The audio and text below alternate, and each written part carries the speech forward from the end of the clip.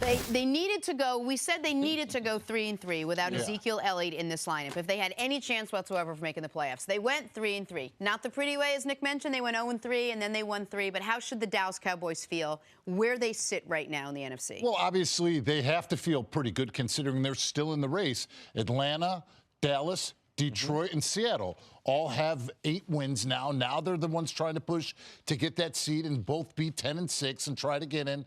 But at the same time, we're looking at the competition that Dak Prescott is winning these football games with, because the 3 games they lost were against Atlanta, Philly, and the Chargers, and he had 8 turnovers in those games. Now we're going to praise him when they beat the Giants, they beat Washington, and now they beat Oakland. Like, we have to be realistic about this, because when Ezekiel Elliott went out and when he was suspended, what did we say? This is a plug-and-play offensive line. They're going to be able to control everything up front. Dak Prescott's going to have no issues. Their defense will be able to maintain. They weren't able to do any of those things. So when you look at the competition that they won these football games and Dak Prescott did play better, you have to think of the overall playoff picture and who they're going to play in order to try to get into it, and figure that this is the only game out of those 4 teams between Dallas and Seattle this weekend that's a do-or-die game. So when we're sitting here talking about the Dallas Cowboys, yes, it's great they went 3-3, but we expected and people expected way different things out of this group because of the offensive line, because of all the other things. So they can be happy with where they're at, but I don't see them making the playoffs. Yeah, I don't think they're going to make the playoffs. Nope. If they were wishing, they wish they were 4-2 during the streak. Yeah, they have that. It'd make a whole difference. What I'm concerned about is, I mean, this is a rare time, Dak, Zeke playing together.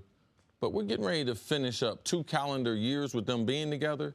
And after seeing those 2 calendar years, the Dallas Cowboys have not won a playoff game with these guys. Now, to me, that's a huge disappointment, because it takes me back to not capitalize on last year's 13-3. I thought they would be 10-6 this year. I predicted they would be 10-6. They would win the division. They might get into the playoffs, but I knew there was a correction coming. Now they're on pace for that 10-6. Probably won't make the playoffs, but no playoff success without Dak and Zeke. It mirrors their lack of playoff success the last 20 years. So it's exciting time in Dallas now. They got these young players. They got an offensive line, but it's still the basic same thing that we've seen in Dallas the last 20 years. I think the last 20 years, the record's like 4 or 5 games above 500. That's about it. So I didn't have great expectations for them. I wish they would have won 4 games so they could get more into the playoff hunt.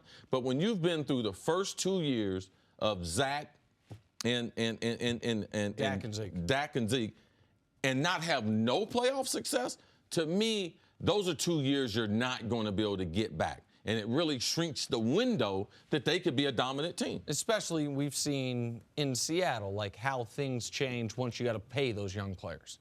Once they're not on rookie contracts anymore, and how much harder it becomes. The offensive line is being paid now, but when Zeke's contract comes up, Dak's contract, they're going to have to make wholesale changes. Here's the big concern for me, because you're right, Jenna. I said go 3-3.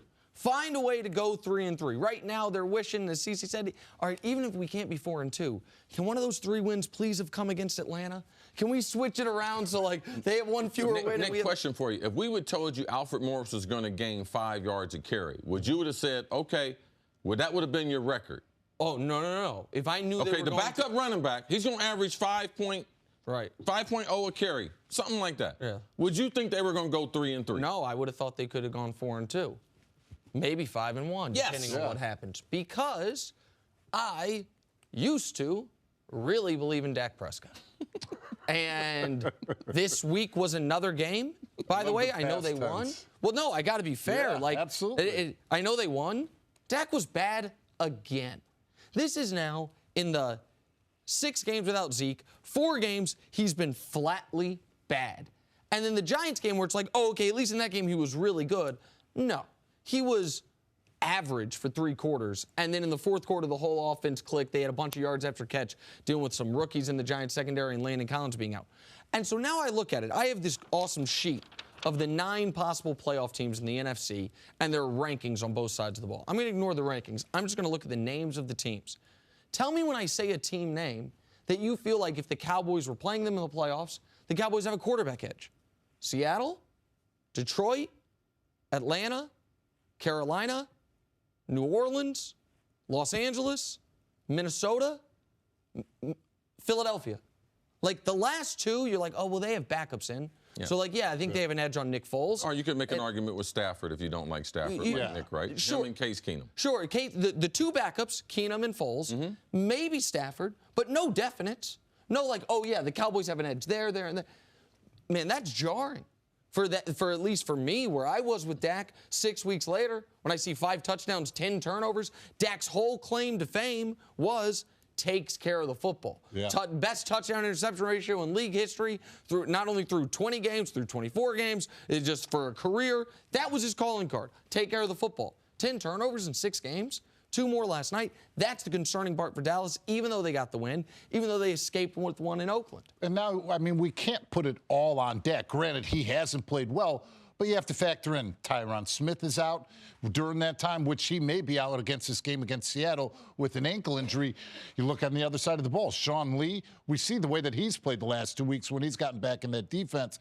So as much as we don't want to put it all on Dak, when you're the quarterback and you got the football in your hand each and every series and it's on you to protect it, and you have 10 turnovers in that 6-game span, that's a problem.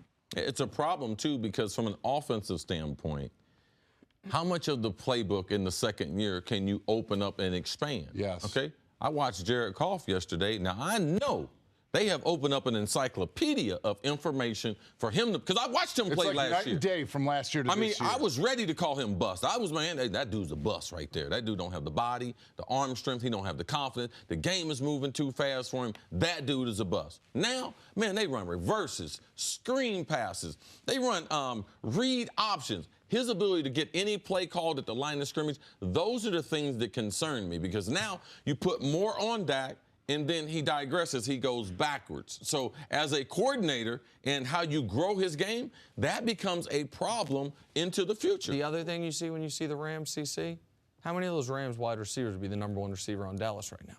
And that, that's in Dak's defense. His receivers aren't helping. Yeah, I'm stopped talking about wide receivers and everything. Okay. All right, the catch, you don't want to talk about what the catch. And yet, with all the problems that the Cowboys have, they are still alive this late into the season, so something has to be said. And fortunately for them, Seattle's who they play next week. I say fortunately only because that's one of the teams they need to get ahead of in this playoff race. Right. Thanks for watching. Subscribe here to get the latest from the show. Also, be sure to check out more of the best clips from First Things First, or go watch a few segments from our other shows on FS1.